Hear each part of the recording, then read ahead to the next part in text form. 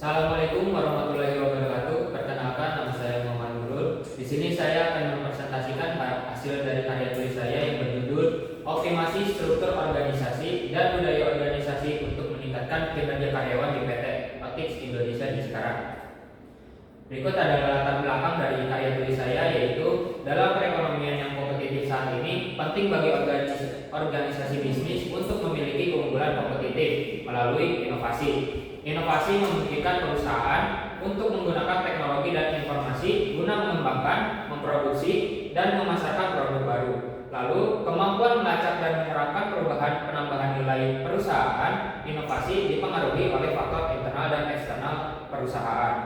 Selain itu, budaya organisasi yang kuat diperlukan untuk menciptakan kinerja karyawan yang efektif dan efisien. Peningkatan kinerja karyawan dapat dicapai melalui pendidikan dan pelatihan, pemberian kompensasi dan motivasi, serta menciptakan lingkungan kerja yang baik.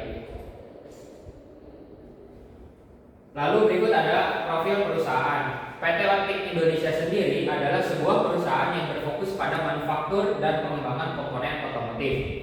Berikut adalah profil singkat perusahaan dengan nama perusahaan PT Otix Indonesia, bidang usaha manufaktur dan pengembangan komponen otomotif, tahun berdiri yaitu tahun 1997 dan alamat kantor pusat berada di Egypt Industrial Park Cikarang. Adapun rumusan masalah dari karya tulis saya yaitu yang pertama, bagaimana struktur organisasi di PT Otix Indonesia saat ini dan sejauh mana struktur tersebut mendukung efisiensi operasional dan koordinasi antar bagian. Lalu yang kedua, bagaimana budaya perusahaan di PT Otix Indonesia tercermin dalam nilai-nilai, norma, dan praktik yang ada dan sejauh mana budaya tersebut mempengaruhi kinerja karyawan. Yang ketiga, apa saja tantangan utama yang dihadapi PT Otix Indonesia dalam mengoptimalkan struktur organisasi dan memperkuat budaya perusahaan untuk meningkatkan kinerja karyawan.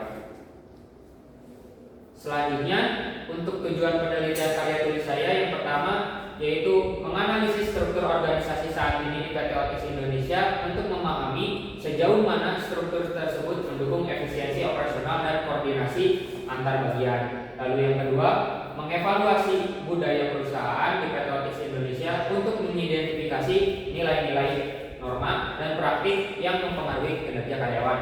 Yang ketiga, ada menyelidiki tantangan utama yang dihadapi PT Otix Indonesia dalam mengoptimalkan struktur organisasi dan memperkuat budaya perusahaan guna meningkatkan kinerja karyawan. Selanjutnya, ada landasan teori. Dalam perekonomian kompetitif, penting bagi bisnis untuk memiliki keunggulan melalui inovasi yang melibatkan penggunaan teknologi untuk menciptakan produk baru.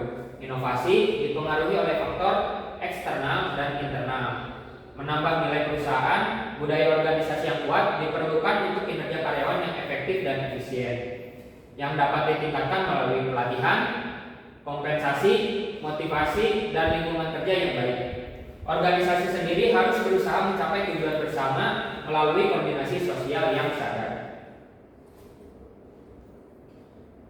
Berikutnya, untuk menciptakan kinerja karyawan yang efektif dan efisien demi kemajuan organisasi, maka perlu adanya budaya organisasi sebagai salah satu pedoman kerja yang bisa menjadi acuan karyawan untuk melakukan aktivitas organisasi.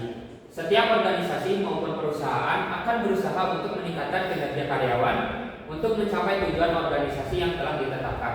Banyak perusahaan ataupun organisasi yang mencoba berbagai cara untuk meningkatkan kinerja karyawan menjadi lebih efektif dan efisien, misalnya melalui pendidikan dan pelatihan. Lalu ada pemberian kompensasi dan motivasi serta menciptakan lingkungan kerja yang baik. Selanjutnya ada struktur organisasi. Struktur organisasi sendiri yaitu mempersatukan sumber daya pokok dengan cara yang teratur dan mengatur orang-orang dalam pola yang sedemikian rupa hingga mereka dapat melaksanakan aktivitas guna mencapai tujuan-tujuan yang ditetapkan. Lalu menurut Pinardi, ada 6 unsur yang perlu diperhatikan dalam pembentukan suatu struktur organisasi, yaitu yang pertama ada spesialisasi atau pembagian tenaga kerja, yang kedua ada departementalisasi, yang ketiga ada rantai komando, yang keempat ada rentang kendali, yang kelima ada sentralisasi dan desentralisasi, dan yang keenam ada formalisasi. Selanjutnya ada jenis-jenis struktur organisasi. Yang pertama itu ada struktur fungsional, yaitu karyawan dikelompokkan berdasarkan fungsi atau keahlian mereka, seperti pemasaran, produksi, keuangan, dan sumber daya manusia. Selanjutnya ada struktur divisional, yaitu organisasi dibagi menjadi beberapa divisi yang masing-masing bertanggung jawab atas produk, pasar, dan wilayah geografis tertentu. Lalu yang ketiga ada struktur matriks, yaitu menggabungkan struktur fungsional dan divisional di mana karyawan melaporkan kepada dua atasan, yaitu manajer fungsional dan manajer proyek atau produk. Yang terakhir ada struktur hierarkis, yaitu tradisional dengan beberapa tingkat manajemen di mana setiap karyawan melapor kepada satu atasan dan jalur komunikasi mengikuti rantai komando. Berikutnya adalah gambaran dari struktur berdasarkan fungsi pada gambar yang pertama, dan untuk gambar yang kedua yaitu struktur berdasarkan divisi. Selanjutnya ada budaya organisasi. Budaya organisasi sendiri yaitu apa yang para karyawan rasakan dan bagaimana persepsi ini menciptakan suatu pola keyakinan, nilai, dan ekspektasi. Budaya organisasi berkaitan dengan nilai dan keyakinan yang ditumbuh kembangkan dalam organisasi untuk menuntun perilaku dan tindakan anggota organisasi tersebut. Menurut Ewald, budaya organisasi ini didasarkan pada suatu konsep bangunan 3 tingkatan, yaitu tingkatan asumsi dasar atau basic assumption, yang kedua ada tingkatan nilai atau value, dan yang ketiga ada tingkatan artifak, yaitu sesuatu yang ditinggalkan. Selanjutnya ada karakteristik budaya organisasi. Budaya organisasi sebagai sistem nilai yang dianut dan dimiliki secara bersama anggotanya memiliki 7 karakteristik. Yang pertama ada inovasi dan pengambilan resiko, yaitu sejauh mana para karyawan didorong agar inovatif dan mengambil resiko. Lalu yang kedua ada perhatian terhadap detail, yaitu sejauh mana para karyawan diharapkan memperhatikan presisi atau kecermatan, analisis, dan perhatian terhadap detail.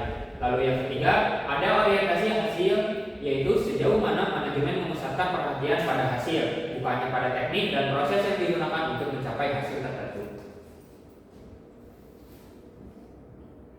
Selanjutnya yang keempat yaitu ada orientasi orang, yaitu sejauh mana keputusan manajemen memperhitungkan dampak hasil-hasil daripada orang-orang di dalam organisasi itu.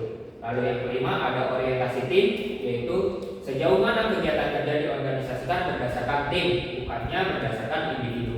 Lalu yang keenam ada keagresifan, yaitu sejauh mana orang-orang itu agresif dan kompetitif dan bukannya santai-santai. Lalu yang terakhir yang ketujuh yaitu ada pemantapan, yaitu sejauh mana kegiatan organisasi menekankan dipertahankannya status bukannya pertumbuhan. Selanjutnya ada kinerja karyawan.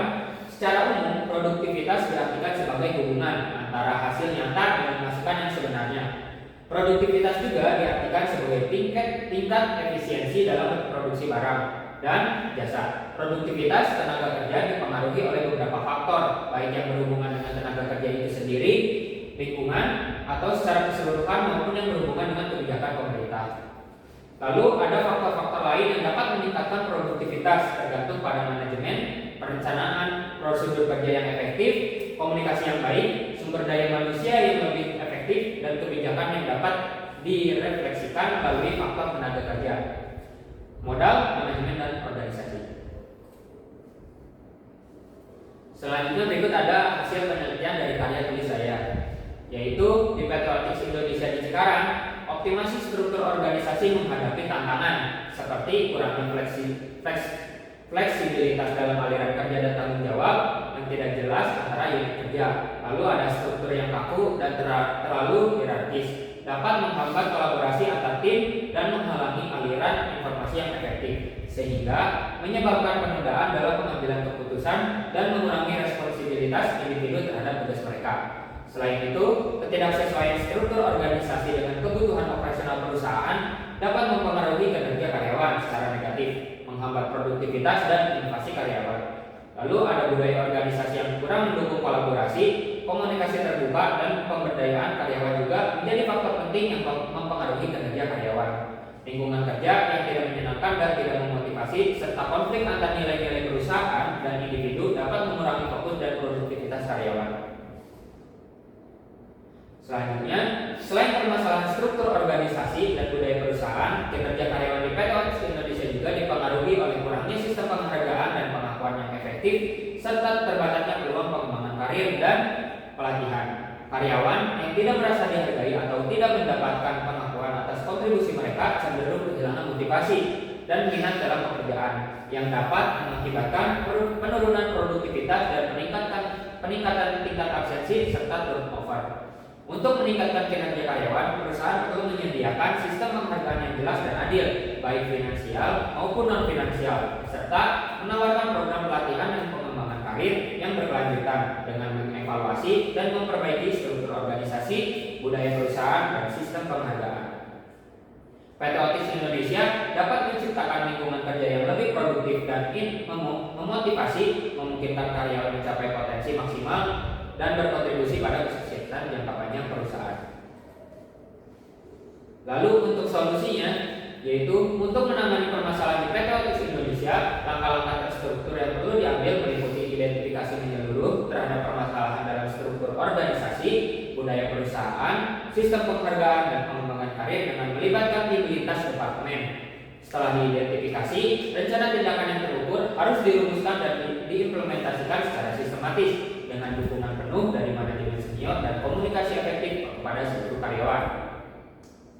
Lalu, melakukan pemantauan dan evaluasi berkala terhadap kemajuan implementasi sangat penting untuk menilai efektivitas langkah-langkah yang diambil dan melakukan penyesuaian yang diperlukan.